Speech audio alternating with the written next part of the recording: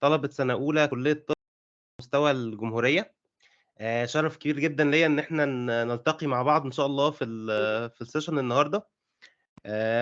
فكرة orientation سنة أولى لكل الجامعات يعني فكرة يعني قديمة، كانت حلم قديم. الdesign ده أنا كنا عاملينه من 2020 تقريبًا وبعدين بقى كورونا وشوية حاجات كده والواحد بصراحة ما كانش يعني إيه قد الموضوع. دلوقتي I guess أنا مبسوط جدًا إن إحنا الحمد لله معانا عدد كبير جدًا ما شاء الله، يعني معانا حوالي 700 واحد تقريبًا.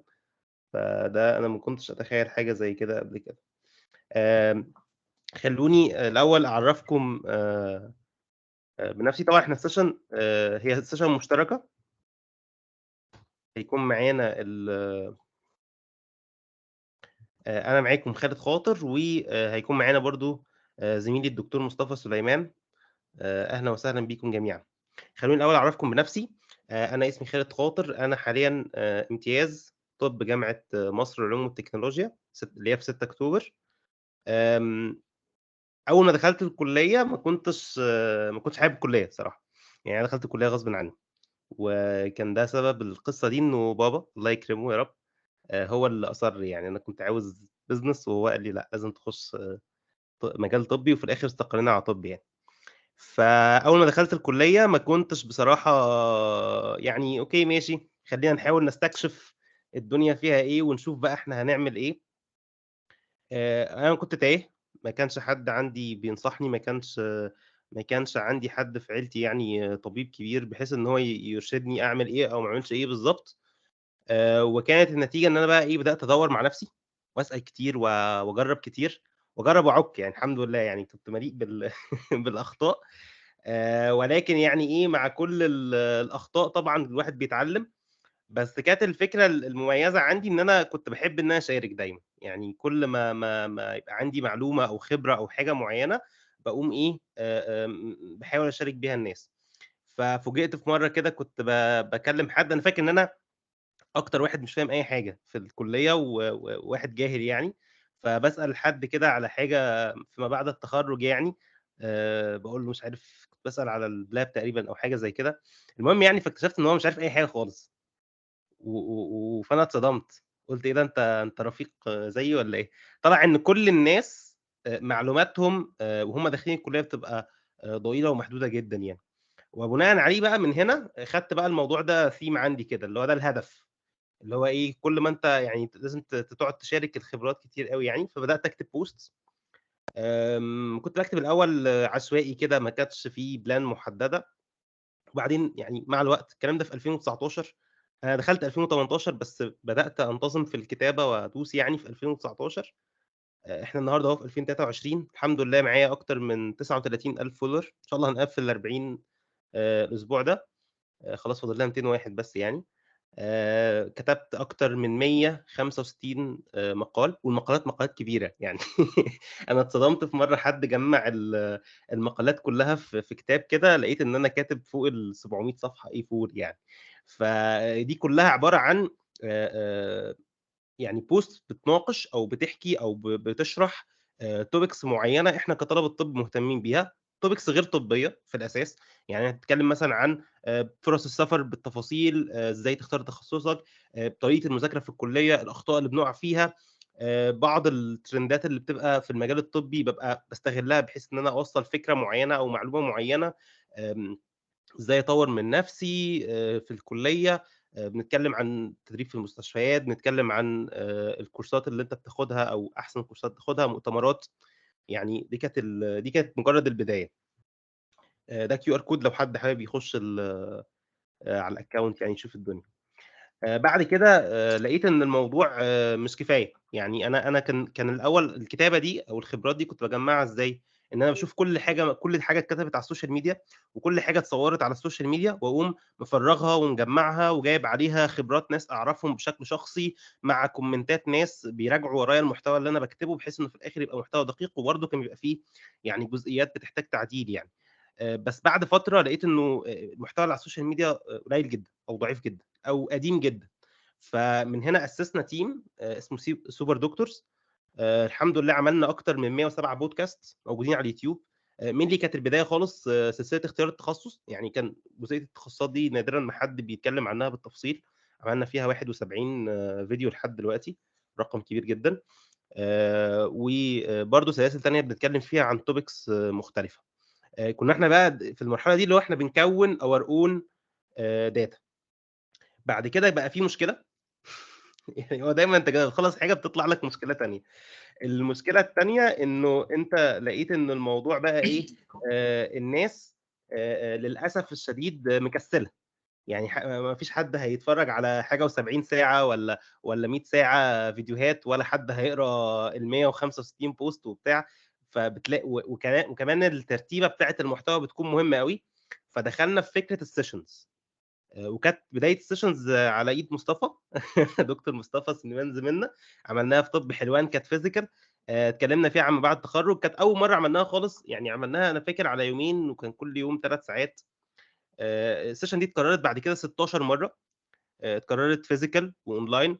عملناها في مؤتمر طِب المنوفية، وعملناها في مؤتمر طِب أسيوط، وإن شاء الله في النقابة في آخر الشهر هيكون في نقابة الأطباء، النقابة العامة هادّي برضه محاضرة هناك عن ما بعد التخرُّج، تحديدًا فرص السفر. آآ كل مرّة كان بيبقى في إضافات بزيادة، كل مرّة كان بيبقى في محتوى إضافي لحد ما الsession بقت أقوى وأقوى.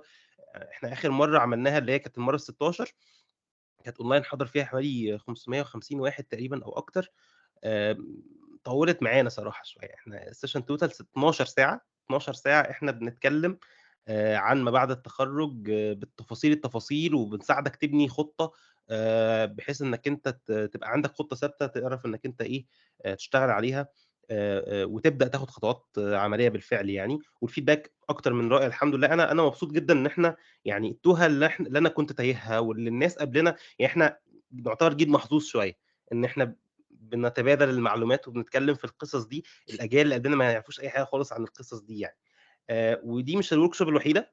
يعني في workshop تانية عن المذاكرة بالتحديد بقى. يعني بنخش في تفاصيل التفاصيل، كل مادة إيه اللي بيكون فيها بالضبط، وتذاكروا أحسن حاجة من فين وإزاي، ويعني الامتحانات والأسئلة بتيجي إزاي، وكل سؤال الترِكّة بتاعته بتكون إيه. session طويلة جدًا يعني برضه. اختيار التخصُّص ليها session كاملة هنتكلّم فيها عن كل تخصُّص بالتفصيل حسب criteria ثابتة. sessions تانية عن الامتياز. بعدين بقى بنخش مثلًا لو أنت اخترت track معيّن في السفر، بناخده الtrack ده ونتكلّم عنه بتفاصيل التفاصيل. فيعني الحمد لله الشغل بتاع الorientation ده بيفيد ناس كتير وأثبت نجاحه الفترة اللي فاتت. وإن شاء الله نثبت نجاحنا معاكم برضه هنا في سنة أولى طِب بإذن الله. طيب. آمم آخر حاجتين كنت أنا عملتهم لطلبة سنة أولى، كان قبل الsession دي. كان في كُتيب كنت مجمّع فيه مجموعة من البوستات اللي أنا كنت شُفت إنها مفيدة لطلبة سنة أولى، هنبعته لكم في الgroups إن شاء الله. الكُتيب ده تقريبًا حوالي 160 صفحة تقريبًا. وفي ده كان دليل خريجي ثانوي الطب، ده كان تعاون بين team super doctors وteam تاني في السعودية، لطلبة الطب المصريين يعني اللي هم جايين من السعودية، اللي هم ثانويات المعادلة. جمّعنا فيه system بتاع كل جامعة من ال55 كلية طب اللي على مستوى الجمهورية. لأن طبعًا كل جامعة ليها system مختلف. فالاتنين إن شاء الله هنبعته لكم على الgroups بحيث إن أنتم تستفيدوا منهم.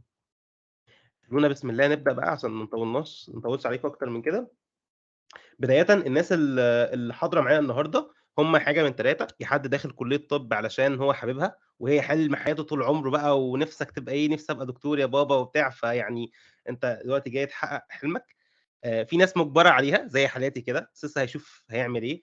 الناس دي غالبًا يا إما يعني غالبًا بيحبوا الكلية وبيكمّلوا فيها على فكرة، يعني عن ملحوظة. وفي ناس بتback up وبتسيب الكلية وبتغيّرها. في ناس كده بس قلة قليلة يعني، الغالبية بيكمّلوا وبيقعوا في غرام الكلية من أول section. في ناس بقى مش عارفة أي حاجة خالص جابت طِب كده بالحظ يعني، استخسار مجموع بقى والّا شوف أيًا يكن. ف يعني كانت النتيجة إنه إيه، يعني هو دخل الكلية مش عارف أي حاجة، وجاي بقى يفهم هو المفروض هيعمل إيه في الكلية. في كل الأحوال الsession هتلبّي طلباتكم كلّها، وكل واحد من دول هندّي له اللي هو محتاجه بإذن الله. الأول خلّونا نعمل مقارنة سريعة بين كليات القطاع الطبي عشان تتأكد إن كلية طب هي كانت اختيار مناسب. وعشان كان دايمًا كده في trend كان من أول ما أنا دخلت الكلية تقريبًا اللي هو إحنا عاوزين نحوّل أسنان، فاهم؟ أنت بتخلّص الكلية وعاوز تحوّل أسنان، في تصوُّرك إنه أسنان أسهل أو أحسن من كلية طِب. طيب مبدئيًا مدة الدراسة حاليًا في كل الكليات إحنا في طِب حاليًا 5+2 5 سنين دراسة زائد 2 امتياز، في أسنان هم 5+1 صيدلة برضه 5+1 الاتنين مع بعض، تمريض برضه تمريض 4+1 تمام، علاج طبيعي 4+1 برضه. فهو يعني من ناحية فرق السنين أنت مش فارق كتير، لأن الامتياز أنت تعتبر already بالفعل شغال وإيدك في السوق يعني. من ناحية فرص الشغل داخل مصر، فللأسف الشديد الفترة اللي فاتت مع زيادة الأعداد المهولة في أسنان وفي صيدلة وحتى في علاج، بقى فرص الشغل ليهم بدأت تقل بشكل ملحوظ. إحنا تقريبًا عندنا دلوقتي عيادة أسنان لكل شارع يعني، إن شاء الله هنكمّل لحد ما يبقى لكل أسرة في عيادة أسنان، فالموضوع بقى كبير أوي لدرجة إنه خلاص يعني بقى في ناس بقت بتشتكي بشدة بتوع أسنان عمومًا يعني، خصوصًا برضه إن حتى شغلهم بيبقى elective بمعنى أنت مثلًا لو سنانك وجعاك لازم تروح للدكتور لأن وجع الأسنان لا يُحتمل، ده حقيقي، بس لمّا أنت تروح بقى أنت هتشيل الضرس والّا ه ه هتحشيه أو هتزرعه زركونيا ما أعرفش، يعني في حاجات كده هُم بيعملوها، المهم إن الحاجات الغالية عندهم هي الحاجات التجميلية، الحاجات اللي بيكسبوا منها كويس، ودي ما بقاش يتحمّلها غير قِلّة قليلة جدًا من المجتمع مع الظروف الاقتصادية الحالية، فبتلاقي إن بتوع أسنان للأسف في الفترة الحالية في ركود شديد. صيدلة عندنا مشكلة كبيرة إن هم الدوا مُسعّر بشكل جبري وفي نفس الوقت الربح بتاعهم قليل، فهُم مكاسبهم أصلًا قليلة جدًا. غير كده الدُخَلة كتير بيدخلوا على السوق، فبقى برضه فرص الصيدلة بقت قليلة. علاج طبيعي مشكلتهم من الأزل إن الناس مش مقتنعة بيهم لسه لحد النهارده، يعني هُم أغلب الناس ما بتقتنعش بالعلاج الطبيعي، أنا نفسي مقتنع بالعلاج الطبيعي، لإن أنا كان عندي إصابة وفعلًا العلاج الطبيعي فرق معايا كتير يعني، لكن أغلب الناس لسه لحد النهارده مش مقتنعة بدور وأهمية العلاج الطبيعي وبيشوفوه إن هو business عليك يعني. فاللي هو هياخدوا فترة على ما الناس تتعوّد عليهم. فكفُرص شغل داخل مصر بشري هي الأحسن، يليها التمريض، التمريض عندنا عجز هو برضه العجز بيعمل دور في الموضوع، بشري فيه عجز شديد جدًا على مستوى الجمهورية وفي العالم كُلّه، إن كلية الطب طويلة وصعبة وعدد اللي بيدخلها قليل والاحتياج ليها كبير وتخصصاتها كتير وفُرص السفر ليها سهلة، فبتلاقي إنه يعني دايمًا في تسرُّب، دايمًا في عدد قليل من الناس اللي موجودة في السوق والسوق دايمًا محتاج المزيد. تمريض برضه نفس الفكرة، في عجز بس هم المشكلة إن المرتبات قليلة، يعني هم فعلًا يعني كلية التمريض على فكرة ما بتخرّجش ممرضين، بتخرّج أخصائيين تمريض، فالناس دي بيبقى عندها تخصصات وبتحضّر ماجستير وبتبقى يعني هي دي المشرفة على الممرضين نفسهم، الممرضين بيتخرّجوا من المعهد الفني الصحي، فأنت بتتكلم مع ناس برضه يعني كلية قمة، ناس عالية، ناس مش أي حاجة يعني.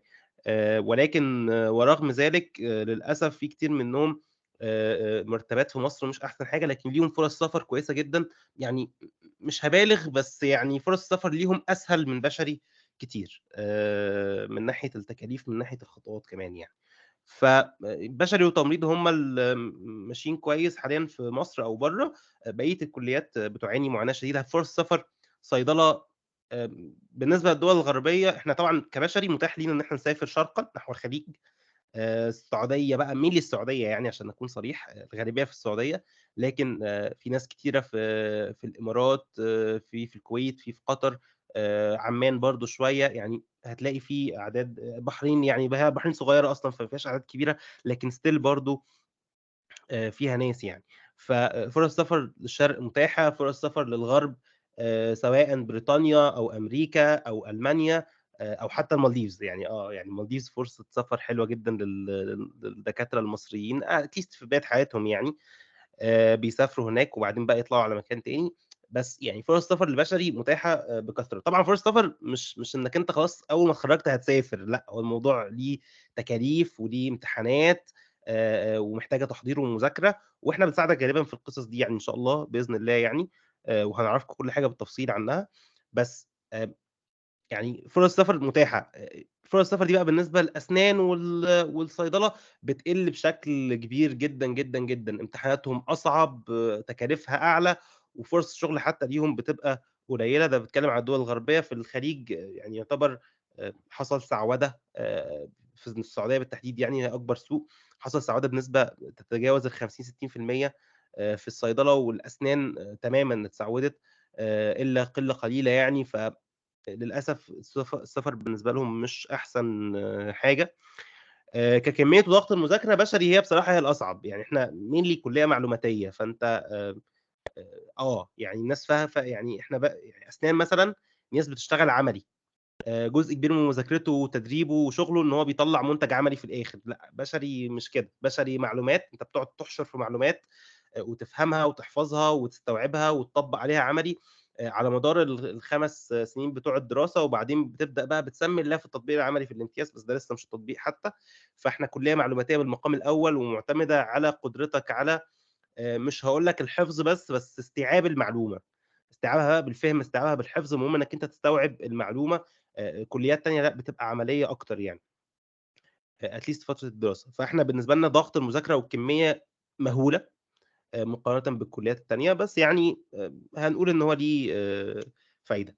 التخصصات المتاحة بشري عندنا أكتر من 66 تخصُّص متاح، وكل تخصُّص جوّاه تخصصات فرعية. يعني أنت مثلًا دكتور قلب، لأ أنت دكتور قلب بيعمل أساطر interventional cardiology. أنت دكتور أشعة، لأ أنت دكتور أشعة متخصص في أشعة الأشعة النووية nuclear radiology. فأنت بالنسبة لك يعني في تخصصات وتخصصات فرعية كتير بتخلّي أنت ممكن أنت أكيد هتلاقي شخصيتك فيها. يعني إذا كنت أنت حد انطوائي مش عايز تتعامل مع مرضى، إذا كنت أنت حد اجتماعي عاوز تقود فريق وتتعامل مع المرضى بشكل كويس وتبقى أنت وهو الاتنين متاحين. يعني عايز تشتغل شغل إداري أكتر، عايز تشتغل شغل عملي أكتر، متاح برضه في بشري. يعني أنت هتلاقي diversity واسعة جدًا تقدر تختار منها اللي يناسبك في كلية طب. كليات تانية لأ، هتلاقي عندهم موضوع التخصصات قليلة جدًا. يعني أسنان مثلًا عندهم 8 تخصصات بالكتير، ولسه فكرة التخصصات دي مش شائعة. صيدلة عندهم تخصصات كتير، ولكن أغلبها متعلق بعلاقة الbusiness بالعلم نفسه، إنما شغل التصنيع اللي هو mainly الدراسة بتاعتهم بيكون قليل جدًا. آمم فيعني من ناحية التخصصات المتاحة، إحنا عندنا تخصصات متاحة كتير جدًا، ودي ميزة كويسة. تكاليف الدراسة إحنا بشري يعتبر ما بنصرفش تكاليف، يعني غير بس الناس اللي بيخشوا جامعات خاصة وأهلية أمثالي. يعني إحنا بندفع للكلية بس الفلوس اللي بندفعها دي يعني مع التضخم ما لهاش قيمة. يعني أنا دخلت الكلية في 2018 بادفع 70,000 في السنة. 70,000 النهارده ما تساويش حاجة بأمانة يعني، مقارنة بالناس اللي داخلة جديد. الناس اللي داخلة جديد بتدفع 150 و200 في السنة، غير بقى السكن، غير المصاريف، فدي أرقام كبيرة. النهارده كمان كام سنة برضه هتلاقي الأرقام مع التضخم، مع الزيادات، مع المش عارف إيه، ما بقاش ليها قيمة برضه يعني. فهو لكن حتى أنت هنقول إن أنت حتى الناس بتوع الحكومة ما بيصرفوش حاجة يعتبر، مقارنة مثلًا بالجماعة بتوع أسنان بيصرفوا معدات كتيرة أوي، مستهلكات كتيرة أوي، بيصرفوا فلوس كتير على المرضى. صيدلة ما فيش مصاريف كتير أوي، بس still في جزء من المصاريف. لكن باشا أنت ما فيش مصاريف تعتبر، غير بقى الفلوس بقى اللي أنت بتصرفها في تطوير نفسك. إنك أنت تبقى دكتور شاطر، دي لازم إنك أنت بقى بتاخد كورسات وبتاخد بتنزل تتدرب، والحاجات دي طبعًا بيكون ليها تكاليف، بس هي ما بتبقاش تكاليف كبيرة زي مثلًا أسنان. عشان تفتح عيادة موضوع أو شغلك الخاص موضوع مُعتمد على التخصُّص. يعني في تخصُّصات صعبة جدًا تفتح فيها مثلًا أشعة. لو أنت عشان تفتح مركز أشعة كويس النهارده بتتكلّم في راس مال من 8 ل10 مليون جنيه minimum، يعني أرقام خزعبلية. لكن لو أنت دكتور باطنة كل اللي أنت محتاجه السماعة بتاعتك وجهاز الضغط، فالموضوع يعني إيه، مُيسّر. فهو according to التخصُّص بتاعك هتبدأ إنّك أنت تفتح راس مالك، وكل واحد بقى ده جزء يعني من اختيار التخصص بتاعك بنتكلم عنه بالتفصيل قدّام. آخر نقطة التكليف. آآ أنتم سمعتوا القرار اللي كان قريب اللي كان بيتكلم عن إن التكليف هيتلغى والقصة الدوشة دي كلّها، الكلام ده خاطئ تمامًا. التكليف طول عمره مبني على الاحتياج. يعني الحكومة محتاجة عدد قد إيه، فبتكلّف الناس وبتشغّلهم في الحكومة. التكليف يعني الشغل في الحكومة. تمام. بشري و و وتمريض لحد يوم القيامة. هيبقى في احتياج دايمًا للأطباء، لأن هم الأطباء بياخدونا بيودونا فين؟ بيودونا الوحدات الصحية. الوحدة الصحية لو حد اتفرج على مسلسل بالطو يعني دي حاجات بتبقى في آخر الدنيا، ما حدش بيحب يقعد هناك وما حدش بيستمر هناك، فبالنسبة لنا بتبقى حاجة منفرة جدًا، ما حدش بيبقى عاوز إن هو يروح. يعني التكليف بالنسبة للبشري أتمنى إن أنا أخلص من التكليف، مش العكس. لأن التكليف بيبقى عائق قدام الحياة بتاعتك، لكن بالنسبة للكليات التانية هو بالنسبة لهم شريان حياة، اللي هو الصيدلي مثلًا بياخد في التكليف 4، 5000 جنيه، بيطلع يشتغل برّه private شوية، ده على ده بيمشّي حاله، لكن بالنسبة لنا لأ. لكن فعلًا بالنسبة للصيدلة وأسنان وحتى يعني علاج شوية وهيبدأ الموضوع ده فعلًا يعني صيدلة الدفعة اللي فاتت نُصّها ما اتكلّفش تقريبًا، وبعدين عملوا مشاكل بقى وإضرابات وترندات على السوشيال ميديا ومطالبات وبتاع عشان يتعيّنوا في الآخر. بس eventually الموضوع هيبقى يعني بالنسبة لنا إحنا كبشري ما فيش قلق خالص، خالص، خالص من حتّة التكليف. إحنا إن شاء الله التكليف قائم وشغالين وزي الفل، واحنا بالعكس احنا نتمنى ان احنا ما نخشش التكليف ونخلع منه، ده بالنسبه لنا هيكون احسن اصلا يعني. انا طولت عليكم في الحته دي شويه، بس انا ليه بتكلم عن الجزئيه دي؟ بتكلم فيها لان دايما الناس بتبقى داخله الكليه ومش واثقين ان هو كان احسن اختيار. لا، اختيارك كليه الطب كان احسن اختيار مقارنه بالموجود. طيب هل كليه الطب تستحق ال 15 سنه معاناه؟ طب جت منين ال 15 سنه دي؟ ال 15 سنه دي عباره عن أنت بيبقى عندك الأول 5 سنين دراسة، تمام، بعدها سنتين امتياز، تمام، بعدها بيبقى عندك هنا بقى بتخش في مرحلة التكليف والجيش، إنّك أنت يا بتتكلّف في الحكومة في الوحدات الصحية، يا بتاخد التجنيد للشباب اللي عندهم تجنيد، فهنقول إن المرحلة دي برضه سنتين، تجنيد الضباط للجدد بيبقى سنتين. بعدها بتبدأ إنّك أنت بقى بتحضّر، أنت هنا بتتخرّج مجرّد ممارس عام. جي بي يعني general practitioner، يعني ممارس عام، أنت بتتخرّج مجرّد ممارس عام. بتبدأ بقى إنّك أنت عاوز تتعلّم تخصُّص، فبتبدأ تتدرّب في التخصُّص ده لمدة say مثلًا بتكون في range ال5 سنوات، تمام، بتحضّر فيهم شهادة علمية عشان توثّق الشغل اللي أنت اتعلّمته، ووقتها بتبقى أنت أخصائي، تمام. كونك أخصائي هنا من حقّك ومن حقّك تفتح عيادة، هنا فقط. من حقك تفتح عياده بتخصص، يعني تقول مثلًا عياده قلب وصدر، عياده جراحة قلب وصدر مثلًا، أو عياده مُخ وأعصاب، أو عياده مش عارف إيه. إنما قبلها ممكن تفتح عياده، بس تبقى عياده ممارس عام فقط لا غير، اللي هو الGP، تمام. ف إحنا بنتكلم في متوسط 15 سنة فعلًا من أول ما بتدخل الكلية، بس is it worth it؟ worth it. ليه worth it بقى؟ تعالَ نتكلم مع بعض هنا. أول حاجة أنت بتقدّم خدمة مش سلعة، المكسب في الخدمات بيكون كبير جدًا. الحاجة التانية أنت ممكن تقدر توقّف شغلك وترجّعه تاني في أي وقت براحتك عادي، الموضوع ده متاح معانا هنا في بشري، لكن في كليات تانية مش، أو في مهن تانية أو شغل التجارة بالتحديد مش هيكون في متاح حاجة زي كده، هتبقى بترجع بصعوبة أوي، أو بتوقّف بخساير. الخدمة مش هتبوظ، يعني هو يعني ما كده المعلومة موجودة في دماغك، فأنت يا هتعمل الحاجة يا مش هتعملها. على العكس مثلًا لو أنت بتشتغل في سلع، بتتاجر في حاجة معيّنة أو بتبيع حاجة معيّنة، هي الحاجة لو أنت ليها expiry date وهتبقى مشكلة بالنسبة لك. التضخُّم والاقتصاد العالمي والمشاكل اللي إحنا بنعيش فيها كلّها دي ما بتأثّرش أوي على شغل الخدمات، خصوصًا الأطباء. يعني أطباء الطب بيسموه سلعة غير مطاطة، أو حاجة بنسميها الinelastic goods.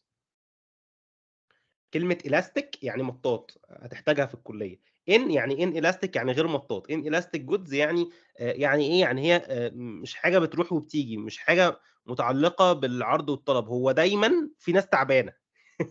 يعني للأسف، يعني ربنا يشفي كل الناس طبعًا، ولا نتمنى إن الناس تتعب عشان إحنا نشتغل، بس هو للأسف يعني يعني طبيعة الإنسان وسُنّة الله في هذا الكون إن الإنسان بيتعب، دايمًا بيتعب، ودايمًا بيحتاج إلى حد طبيب. من قديم الأزل كان في concept الطبيب ده موجود، إن هو دايمًا حد بيعالج المرضى، فإحنا دايمًا شغالين، ودايمًا موجودين، وما فيش دكتور بشري مش شغال. دي جزئية مهمة جدًا، ما فيش دكتور بشري ما بيشتغلش، دايمًا بيشتغل ودايمًا عنده فرص، فدي حاجة حاجة تطمّن ما تقلّقش يعني. آمم كذا جزئية كمان، أنت قُلت لك عندك كل الاختيارات متاحة، حبّيت إنّك أنت تشتغل جوّه مستشفى وتبقى أنت مجرّد موظف، حبّيت تفتح أنت عيادتك الخاصة وتبقى يعني يعتبر some sort of business. حبيت إنك أنت تشارك بعد كده في مكان وتبقى أنت مثلًا جزء sharer في مستشفى. وحبيت إنك أنت تcareer shift أصلًا، يعني career shift من الطب للحاجات اللي حوالين الطب كده. في ناس كتيرة بتعملها خصوصًا في الbusiness، فعندك اختيارات كتيرة أوي. النمو الوظيفي غير محدود، بمعنى إنك أنت دايمًا عندك زيادة. يعني أنا مثلًا النهارده دكتور مثلًا باطنة، لأ أنا هابقى دكتور قلب وأوعية دموية بالتحديد، لأ ده أنا هابقى دكتور متخصص في الأساطر، لأ ده أنا هابقى دكتور متخصص في القسطرة اللي في الشريان الفلاني اللي بتتعمل بالطريقة الفلانية، واخد بالك؟ يعني دايمًا في تخصصات وتخصصات لحد ما تبقى مثلًا سوبر متخصص كده في حاجة معينة. فأنت دايمًا في مساحة إنك أنت تكبر. في تخصصات بتبقى في سقف حد أقصى بالنسبة لك مش هتعرف إنك أنت تعدّيه. في بشري لأ، الموضوع بالنسبة لك متاح، طرق السفر مفتوحة.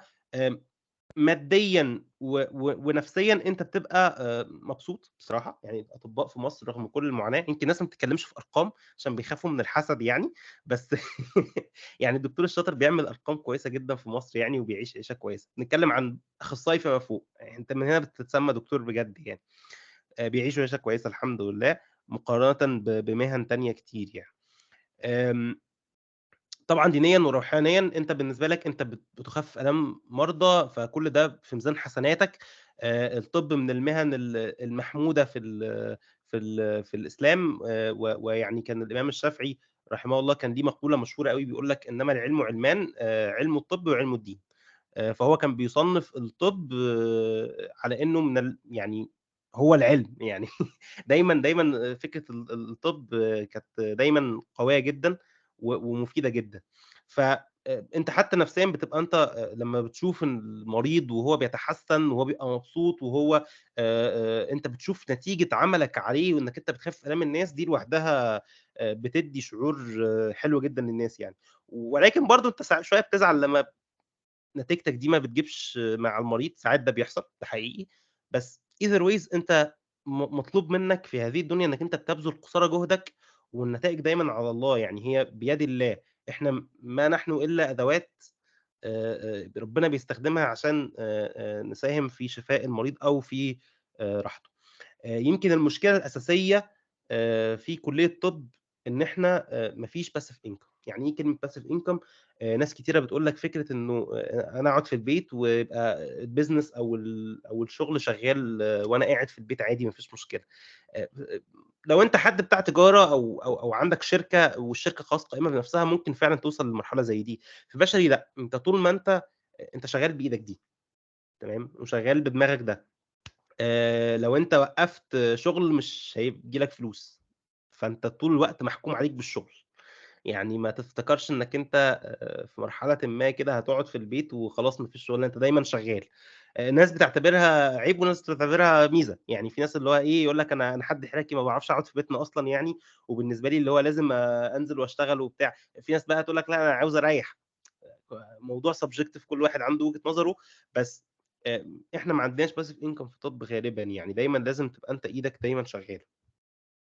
طيب خلّينا نتكلم بقى عشان الcomment اللي زعّلني أوي اللي كان في الchat. حد كان بيسأل بيقول أنا كلية طب بني سويف للأسف. الأهلية. حد قال الأهلية للأسف يعني. حاضر هادخل في آمم ليه حتّة للأسف؟ هو أولًا إيه الفرق بين الجامعات الحكومية والخاصة والأهلية والقصة دي كلّها؟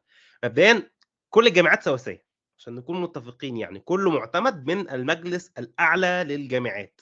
إذًا يمين، شمال، هي كل الجامعات نفس الاعتماد، كلّها شبه بعض ما فيش فرق. طيب الفرق هيبقى في إيه؟ الفرق مثلًا هيبقى إن ماشي الجامعات الحكومية أنت ما بتصرفش فلوس من جيبك. ماشي دي ميزة، لكن إحنا بنتكلم مثلًا تعالَ نتكلم عن الstaff. ما هو staff الجامعات الخاصة والأهلية دول ما هم جايين منين؟ ما هم من الجامعات الحكومية برضه. إحنا عندنا في مصر مثلًا الstaff كله قصر عيني وعين شمس، والمناهج كلها قصر عيني وعين شمس. إذًا هي نفس المنهج ونفس الstaff. إذًا إيه اللي يميز مثلًا جامعة حكومية عن جامعة خاصة؟ هتقول لي مثلًا يمكن النقطة اللي إحنا لحد النهارده مش عارفين هتبقى عاملة إزاي، هي نقطة المستشفيات الجامعية. أنا باحتاج مستشفى جامعي عشان أمِد إيدي وأشتغل على المرضى عشان أتعلّم، ما هو ده إجباري. في الجامعات الأهلية حتى والجامعات الخاصة الجديدة ما لهمش مستشفيات جامعية حتى الآن، لكن القانون اللي كان نزل من ال الوزارة في نشأة الجامعات الأهلية إن هم ممكن ياخدوا مستشفيات حكومية قائمة بالفعل ويشغّلوها ويشتغلوا عليها.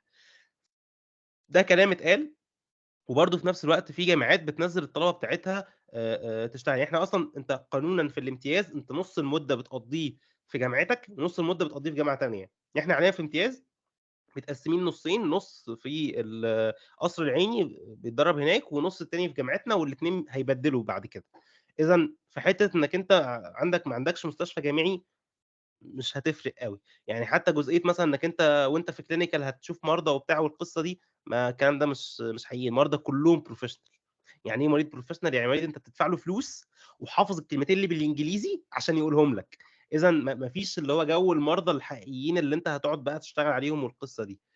فأنا مش شايف في فرق بين الجامعات الحكومية ولا الخاصة الأهلية، بالعكس الجامعات الأهلية اللي اشتغلت أثبتت كفاءة كبيرة، يعني هم خدوا أحسن staff من الجامعات، بيدّوهم مرتبات كويسة، فالدكاترة بتشرح بضمير، يعني مرتب المعيد في الجامعة الأهلية بيوصل ل15.000 تقريبًا تمام، المدرس ممكن يوصل ل45.000 الأستاذ بيتكلم في 75.000 في الشهر تمام، فالناس واخدة مرتبات حلوة أوي عشان تشتغل، يعني هم بيدّوا ضمير وبيركّزوا بجد، وفعلًا يعني شُفنا مستوى مثلًا ناس في جامعات خاصة جديدة زي MTI مثلًا أو جامعات أهلية زي الملك سلمان، بصراحة الناس مستواها كان كويس، يعني ما حسّيناش باختلاف فرق كبير يعني.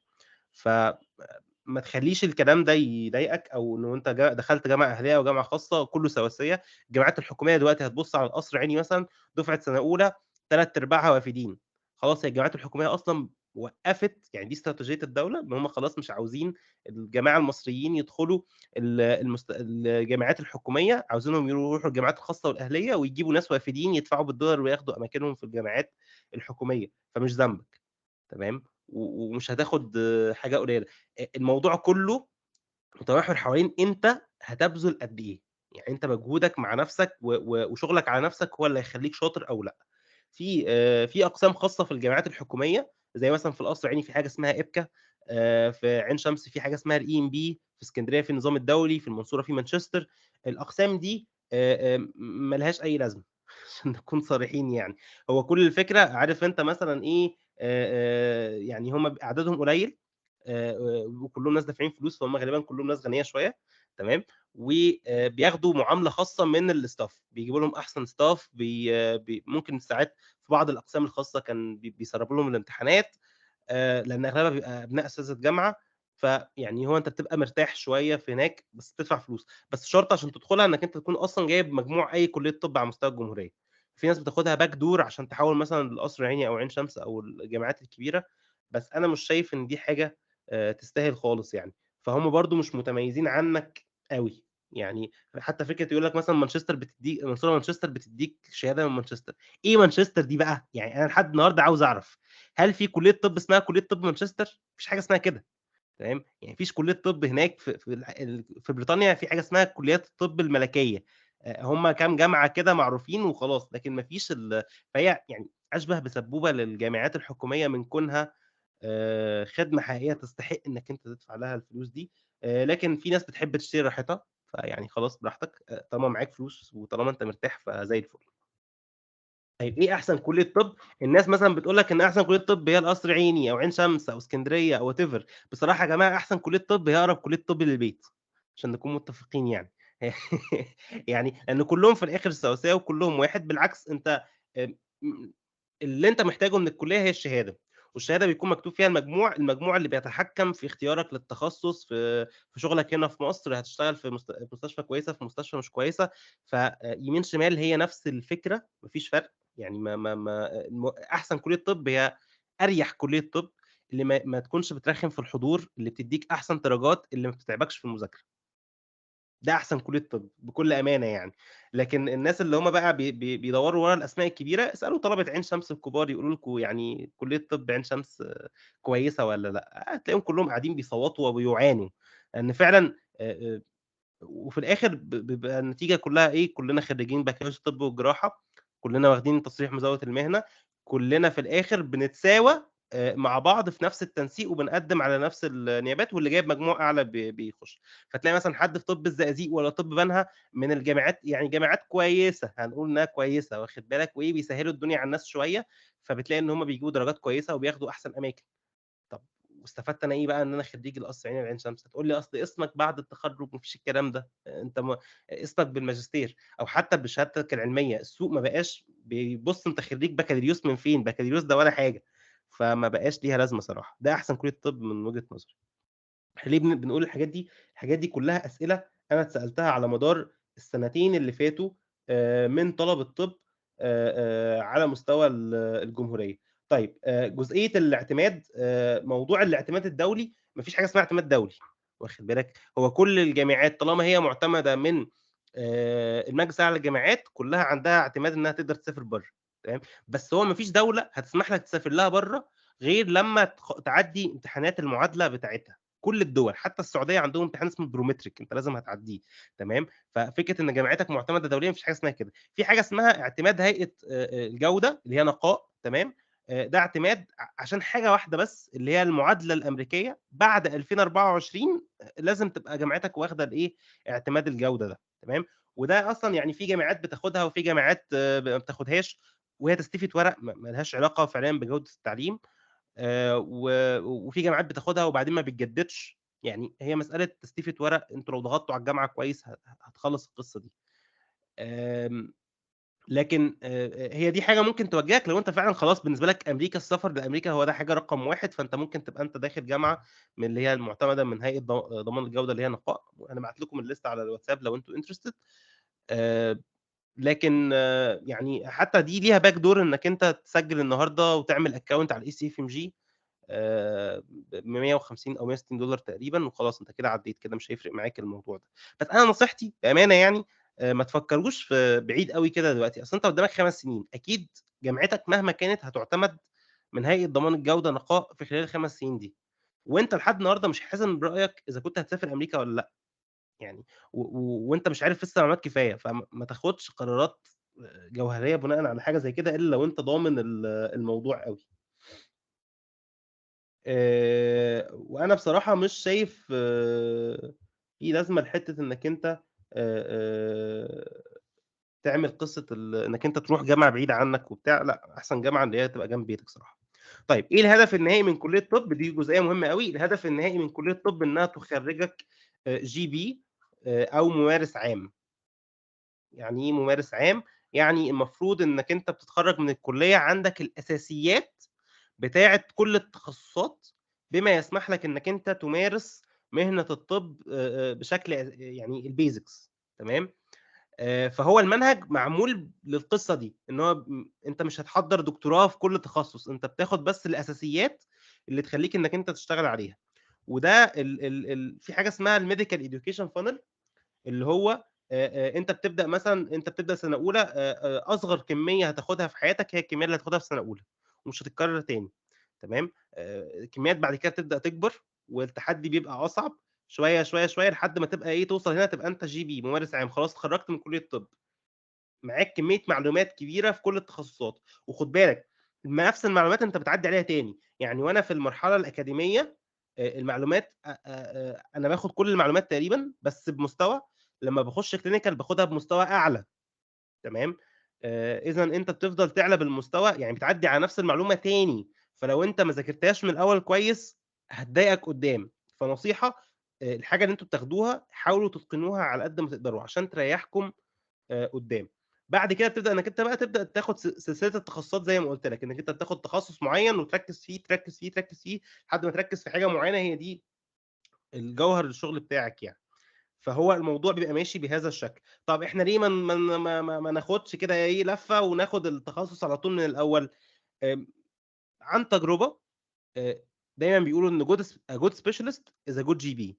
يعني هو عشان تبقى أخصائي شاطر أو متخصص شاطر، لازم تكون أصلًا عندك فكرة عن كل التخصصات، لأن هي الطب مش حالة معيّنة أو تخصص معيّن تقدر تشتغل بيه بس على طول، لأ ده هو بيبقى كل حاجة داخلة في بعض، يعني هو المريض بيبقى عنده بتبقى واحدة سِت حامل عندها سُكّر وممكن ييجي لها ضغط، تمام، وجالها جلطة يعني كل ده في حاجة واحدة، أنت مثلًا بتتكلم في 4، 5 تخصصات شغالين على نفس الحالة، فلو أنت ما عندكش معلومة عن تأثير بقية الحاجات على التخصص بتاعك، مش هتفهم كويس، فإذًا أنت لازم تخش بعقلية إن أنا باجمّع أكبر قدر ممكن من المعلومات، عشان يبقى عندي الbroad base of knowledge ده، إن أنا يبقى عندي كمية معلومات كبيرة أوي، وبعدها أبدأ إن أنا آخُد التخصُّص بتاعي. طيب تعالوا نتكلّم من الأول بقى عن الtimeline أو إزاي كُلّية الطِب ماشية. كُلّية الطِب عبارة عن في النظام القديم كانت 6+1 اللي هو 6 سنوات دراسة وسَنة امتياز. الامتياز ده اللي هو بيبقى تدريب عملي داخل المستشفى، أنت بتشتغل. الجامعات الحكومية بياخدوا مُرتَّب، بياخدوا 2800 جنيه تقريبًا دلوقتي حسب القرار الجديد. لكن الجامعات الخاصة والأهلية بيدفعوا فلوس عشان يتدرّبوا مش العكس، يعني هُم ما بياخدوش مُرتّب. طيب بالنسبة أنت بتدرس الأول في النظام القديم كانت بتدرس 3 سنين مواد أكاديمية، أول سنتين بتدرس فيهم 4 مواد، وبعدين آخر سنة بتدرس فيها 4 مواد تانيين. هنقول لكم المواد إيه دلوقتي بالتفصيل. بعد كده بتدخل على مرحلة المواد الclinical 3 سنين برضه اللي هي التخصصات، تمام. وبعد كده بتاخد سنة الامتياز. النظام الجديد بقى عمل أول تغيير فيه إن إحنا اختصرنا المدة، فبقيت بس للأسف كل الجامعات مختلفة، يعني ما فيش جامعة شبه التانية أوي، فهتلاقي في جامعات بتاخد المواد الأكاديمية في سنتين أو سنتين ونُص، وفي جامعات بتاخد الclinical في سنتين ونُص أو 3 سنوات. في الحالتين هي دي التقسيمة. وبعدها بتاخد سنتين الامتياز. طيب، إيه هي المواد بتاعة كلية الطب اللي في المرحلة الأكاديمية؟ إحنا تعالَ دلوقتي نتكلم عن المرحلة الأكاديمية، لأن هي دي اللي أنتم داخلين عليها، ودي اللي أنتم المفروض يبقى عندكم معلومات عنها. طيب، أول حاجة إحنا معانا هنا علم التشريح أو علم الanatomy، ده أول حاجة. الصورة دي جات بالغلط معلش، يعني المفروض الصورة اللي تحتها.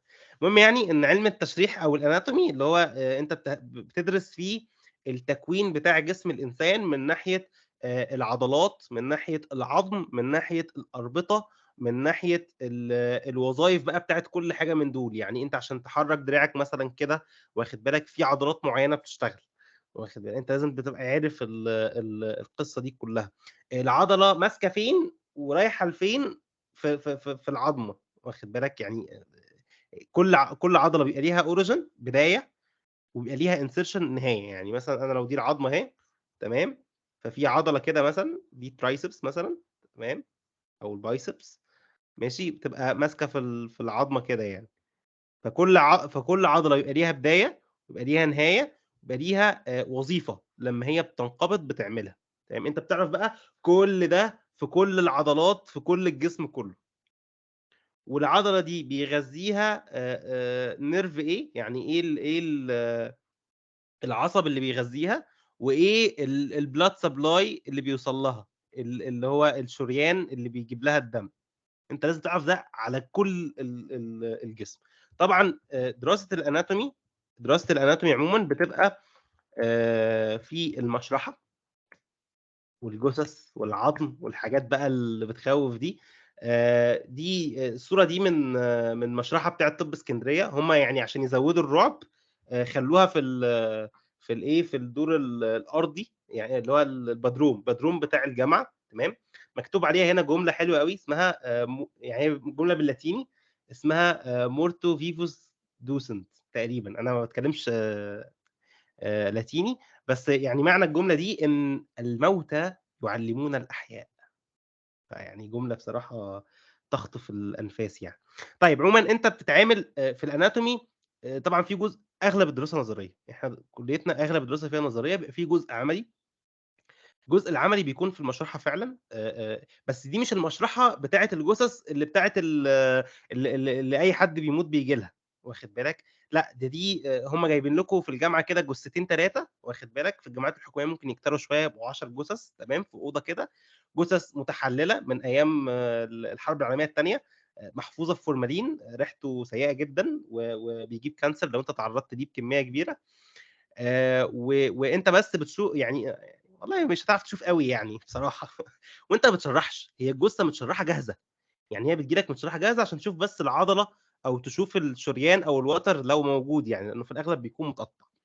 فيعني concept بقى إن إحنا نجيب عدة التشريح ويالّا بينا بقى هنشرّح الجسم الإنسان ونفتح وبتاع والقصص اللي بتشوفوها في الأفلام والمسلسلات دي ما بتحصلش، تمام، خالص يعني. وفي عايز أقول لكم في جامعات عدّت من غير إنها تتعرّض للجثث أصلًا. وأصلًا دلوقتي في حاجة اسمها الأناتوماج، ده تابلت كبير كده بيبقى عليه جثة إلكترونية تقعدوا تمشّوا أموركم فيها، موجود في جامعتين 3 دلوقتي، والمفروض إن هو هيبقى يتوزّع على كل الجامعات بعد كده يعني، فخلاص يعني عصر الجثث انتهى. طيب العضم، في ناس طبعًا موجود في المستشفيات في الجامعات حتى الحكومية والخاصة عمومًا، بيبقى عضم حقيقي. عضم حقيقي محفوظ بطريقة معيّنة ومعمول له في الآخر ورنيش كده عشان يلمّعه، بجد، بجد بيحطّوا ورنيش، تمام. وهو عضم عادي خالص، يعني ما يخوّفش ولا يقلّق ولا أي حاجة. في ناس بتاخد العضم معاها، يعني ما ينفعش طبعًا تاخده من المستشفى، بس في ناس بتتوارثه من أهاليهم أو من أصحابهم أو معارفهم عشان يذاكروا عليه، وتلاقي العضمة متلوّن عليها ومرسوم عليها. في مرّة حد لقى كان حملة من اللي هم تنضيف المقابر دول، فلقوا عضمة زي كده مكتوب عليها حاجة طبية يعني، فقال لك اوعى السحر والعمل وبتاع، وهي أصلًا كانت يعني حاجة طبية يعني. هو عمومًا خلّينا نقول حاجة، ما بقاش في احتياج لعضم حقيقي، هو حاليًا في عضم بورسلين بيتباع في المكتبات الطبية، بيتباع أونلاين، سعره رخيص زي العضم الحقيقي بالضبط، وما ما ما ما فيهوش أي مشكلة من مشاكل العضم الحقيقي يعني. فعادي يعني، وأنت مش محتاج تذاكر، مش محتاج تجيبه معاك البيت، ممكن بس إنك أنت تذاكر فيه في المستشفى وخلاص، أنت بتحتاجه عشان جزء عملي بسيط ومش أكتر من كده، إذًا مش ضروري، يعني مش ضروري، بس هو يعني موجود. وبرضه الجثث ما بتكونش فريش، ما فيش جثث حقيقية، هي بس الجثث المتشرحة اللي أنا قُلت لكم عليها يعني، إنما ما بيجيلكش الجثة فريش كده، لأ، ما فيش الكلام ده. فالناس بقى اللي بتخاف من الدم والحاجات دي ما تقلقوش. طيب العلم التاني اللي معانا هو علم الأجنة. علم الأجنة ده علم متفرع عن الأناتومي، يعني هتلاقوا دكاترة الأناتومي هم اللي بيدرسوا علم الأجنة أو الembryology دي. طبعًا هتلاقي بقى المقدمة المشهورة اللي أنا زهقت منها، بس أنتم أكيد لسه هتزهقوا منها كمان شوية، يقول لك إيه ology، كلمة ology باللاتيني يعني علم، وإمبريو يعني إيه، اللي هو الجنين، فعلم الأجنة، واخد بالك؟ دايمًا كده يعني كلمة أولوجي دي لمّا تشوفها في الآخر اعرف إنها معناها كلمة علم يعني. كده مش هتفرق يعني، خلاص إحنا يعني ده basics. بس اللي أقصده حتّة إيه، علم الأجنة بيبدأ بقى معاك من أول البويضة الملقحة، واخد بالك، لحد بقى ما يوصل يبقى جنين كامل.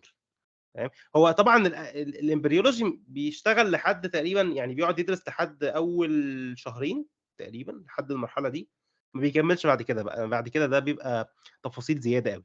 بس أنت من أول الfertilized egg لحد شهرين، أنت بتدرس بقى كل يوم أو كل فترة إيه التغيرات اللي بتحصل، وإيه اللي اتكوّن، وإيه اللي اتعمل، وإيه اللي راح فين وجا منين، وده طلع منه إيه، والقصة دي كلّها.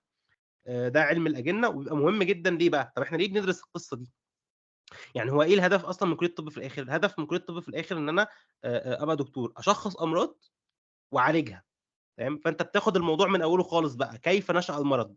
طب قبل ما ينشأ المرض أصلًا، طب هو أصلًا تكوين جسم الإنسان عامل إزاي؟ واخد بالك؟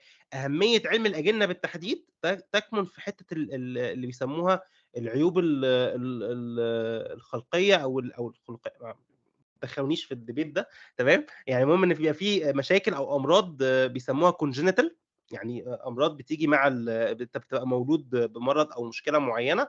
وهنا بقى الفكرة، أنت بتدرس إزاي الجنين بيتكوّن عشان تعرف الأخطاء اللي ممكن تحصل أو المشاكل اللي ممكن تحصل وتتعامل معاها إزاي. بس ده بيبقى بعد كده بقى بعدين، أنت بتدرس دلوقتي واحدة، واحدة، أنت تاخد الأساسيات، تاخد كيف يتكوّن الجنين. بعدها في علم الأنسجة، شُفت الرسمة الحلوة دي، ألوان بقى بامبي وبنفسجي وبتاع. بُص، هي دي عبارة عن هو شايف مثلًا إيه، ده مثلًا نسيج، واخد بالك، أنا قطعت فيه حتّة، تمام، صغيّرة أوي، صغيّرة أوي، وبعدين صبغتها وحطيتها تحت الميكروسكوب، وبابُص بقى من الميكروسكوب عليها، فبتطلع بالشكل ده. ده مثلًا جزء من أحد الأنسجة الموجودة في جسم الإنسان. طيب إيه بقى علم الأنسجة ده؟ بيدرس من أول الخلية نفسها بقى، فاكر الكلام بتاع الخلية في الأحياء؟ تدرس بقى الخلية، وبعدين لمّا الخلايا تتكوّن مع بعض تكوّن نسيج. طب هذا النسيج بقى خواصه إيه؟ يعني في إيه، ده اسمه إيه، وده اسمه إيه، وده بيعمل إيه، وده بيعمل إيه، وتبدأ بقى تعرف القصص دي كلّها. تمام. دي في خلية شكلها غريب أهو، حاجات مدوّرة، دي اسمها إيه وبتعمل إيه وفايدتها إيه؟ تدرس بقى كل ده. تمام. آآ بعد كده في بقى علم الكيميا الحيوية أو الbiochemistry، وده يعتبر من أرخم المواد اللي في كلية الطب. يعني أنا شخصيًا عانيت معاه، وأغلب الدكاترة هتلاقيهم بيعانوا معاه. كان في إشاعة إن مجدي يعقوب كان ساقط في الbiochemistry. يعني زي ما أنتم شايفين، يعني الصورة دي Krebs cycle العادية خالص. يعني هتلاقوا كلام كتير متكرر من الكيميا والأحياء اللي أنتم درستوها في ثانوي. وفي بس بيبقى بتوسُّع شديد عن الأول طبعًا يعني. بعد كده بنخش على بيكون في علم وظايف الأعضاء أو الفسيولوجي. وعلم الفسيولوجي من العلوم يعني إيه، المهمة جدًا والرخمة جدًا. يعني هو بقى إحنا عرفنا التكوين، إحنا شُفنا الanatomy، عرفنا كيف يتكوّن جسم الإنسان، وشُفنا الhistology إزاي بقى التكوين ده على حجم صغير بيبقى شكله عامل إزاي. بعدين بقى عاوزين نعرف إزاي بقى الحاجات دي بتشتغل، الطريقة نفسها بتشتغل إزاي. فبييجي هنا علم وظايف الأعضاء mainly هو بيتكلم عن mechanism. يعني إيه كلمة mechanism؟ يعني الطريقة، إزاي بقى العلم الحاجة دي بتشتغل. تمام. الصورة اللي قدامكم دي حاجة اسمها الaction potential. يعني الناس اللي متابعة صفحات الcomics هتلاقيهم بيتكلموا عنه كتير. تمام. وإن هو أصعب حاجة في كلية الطب وبتاع. بصراحة يا جماعة هو يعني بيكدبوا عليكم، هي مش أصعب حاجة في كلية الطب، هي أصعب حاجة في الكليات الطبية كلها يعني.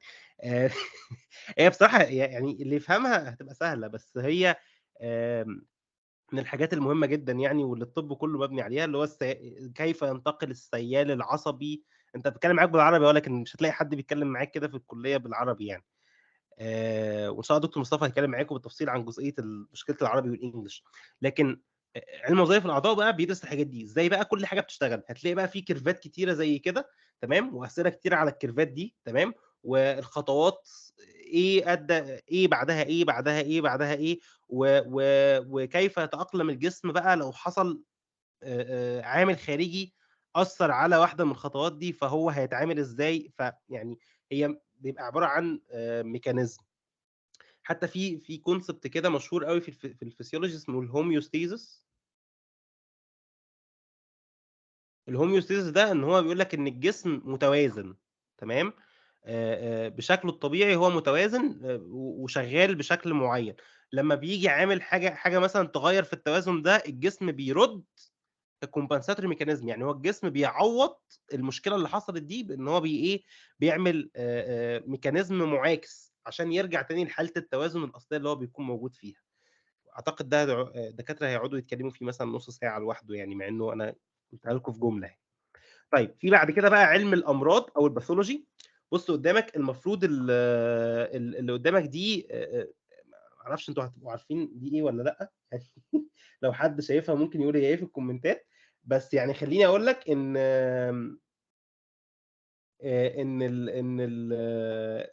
الصورة دي هي عبارة عن كلية. أنت متخيل؟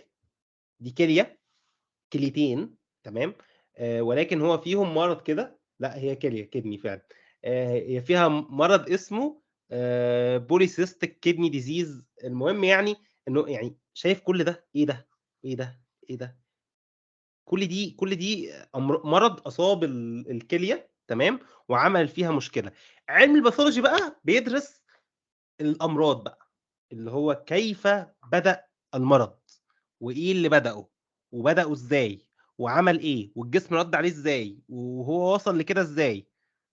تمام. يعني هو بيمشي معاك step by step كيف يتكوّن المرض، ويقول لك الصورة النهائية دي هتبقى عاملة إزاي. لو أنا شِلت الحاجة من الجسم هيبقى شكلها كده.